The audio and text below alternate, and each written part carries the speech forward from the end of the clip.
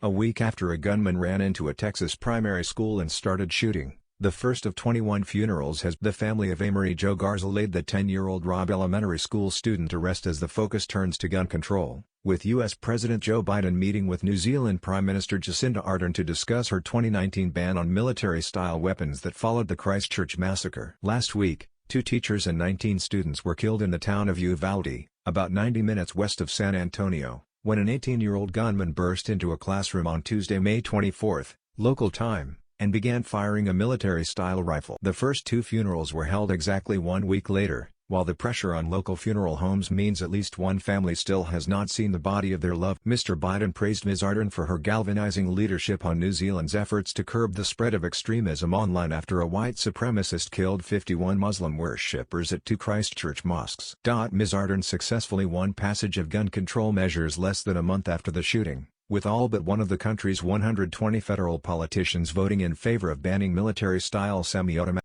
The New Zealand PM offered her condolences to Mr. Biden and said she stood ready to share anything that we can share that would be of any value from her country's experience. Our experience demonstrated our need for gun reform, but it also demonstrated what I think is an international issue around violent extremism and terrorism online, Ms. Ardern told reporters. That is an area where we see, absolutely, partnership that we can continue to work on those issues. Mourners turned away as church reaches capacity. Hundreds of mourners turned out for an afternoon service to remember Amory Jo Garza. 6 pallbearers wearing white shirts and gloves carried her small casket into the Sacred Heart Catholic Church, which turned away several mourners after reaching The funeral for Maite Rodriguez, 10, was scheduled for later on Tuesday at one of Uvalde's. Visitation for one of the teachers, 48-year-old Irma Garcia, also was on Tuesday, along with visitations for children Nevaeh Bravo and Jose Flores Jr. A Texas craftsman said he had designed and donated custom coffins for many of the Amory loved purple, so Erica Santiago, her husband and their 2 children all wore purple shirts adorned with images of the victims to Amory's funeral. Ms. Santiago described Amory as a nice little girl who smiled a lot,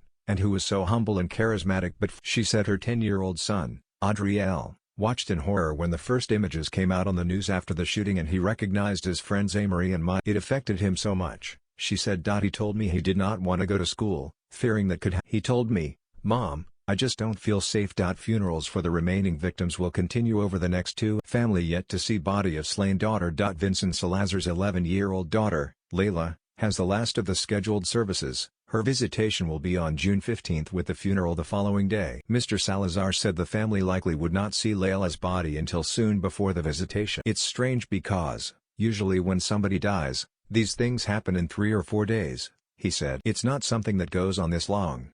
I understand there were other children as well, but we're just waiting to get her. That's all we're focused on right now, getting Layla back and being able to put her to. Uvalde County Justice of the Peace Eulalio Lala Diaz Jr. said the bodies of all 21 victims were sent to the medical examiner's office in San Antonio for autopsies, which was standard for a major. He said there simply was not enough space at Uvalde's 2 funeral homes to keep all of the bodies, so many were sent to out-of-town funeral homes until services neared. Where do you store that many people?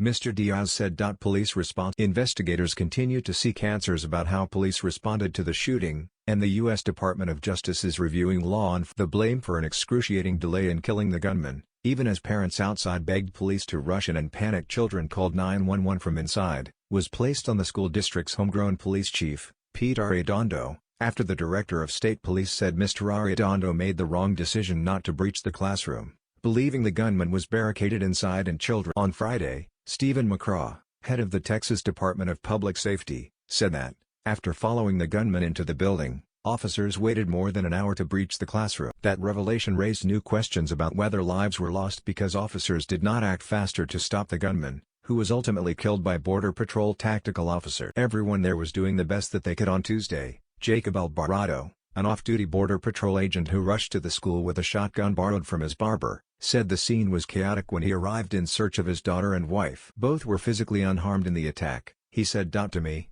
I believe everyone there was doing the best that they could, given the circumstances, he told NBC's Today Show. I believe everyone there was doing everything in their power. Authorities have said the gunman legally purchased 2 guns not long before the school attack, an R-style rifle on May 17 and a second rifle on May 20. He had just turned 18, permitting him to buy the weapons under